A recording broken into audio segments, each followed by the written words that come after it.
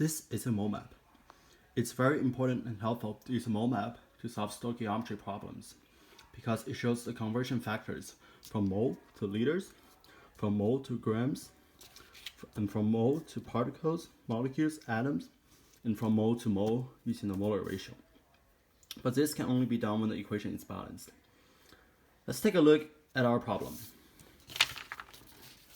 Using the above equation, how many molecules of AgCl can be produced from 210 grams of magnesium chloride? Okay, first we need to balance the equation. To do so, we start from the left and then move to the right. First, there's 1 Ag on the reactant side, 1 Ag on the product side. 1 NO3 on the reactant side, but 2 NO3 on the product side, which means we're going to add a 2 here. But now we have 2 Ag here, we also need 2 Ag on the reactant side. So we put a 2 for the coefficient. And then we have 1 Mg here, 1 Mg here, 2 chlorines on the reactant side, and 2 chlorines on the product side. So the balanced equation, its coefficients are 2, 1, 2, 1. Okay, now we're going to use dimensional analysis to solve this problem. First, we're going to write 210 grams of MgCl2 because that's what we're given. And then we're trying to find molecules of AgCl. We're going to use our mole map, and we found out that we're going to go from grams to mole, and then to molecules. First, from grams to mole, we're going to need our molar mass. The molar mass of magnesium chloride can be found on the periodic table. The molar mass of magnesium, rounded to the hundredths place, is 24.31. And then for the chlorine, it's 35.45. We're going to use a calculator for this part. We're going to type 24.31 into our calculator. Plus 2 times 35.45 because there are 2 chlorine molecules, and then hit enter. 95.21. That's the molar mass of magnesium chloride. We're going to write it down.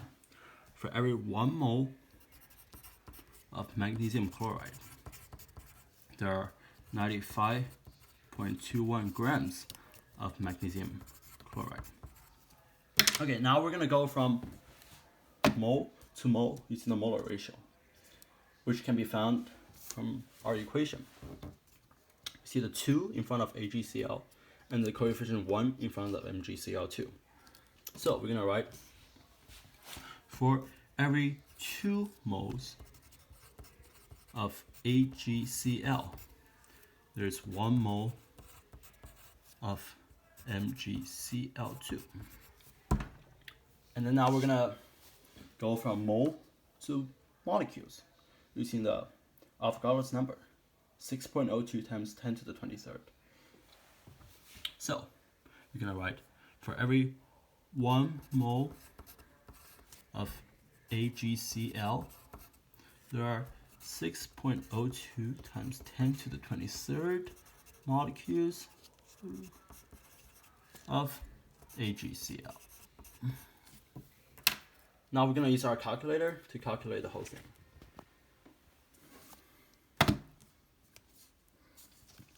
Start by typing 210 divided by 95.21.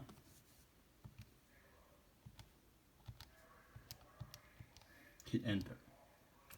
Multiply by 2 and then multiply it by the Avogadro's number, which we're gonna use. We're gonna put 6.02 is second E23, which gives 2.655603403 E24. But now, the question gave us 2 sig figs, which means the answer needs also to be in 2 sig figs. And the first 2 sig figs are 2.6 But the 5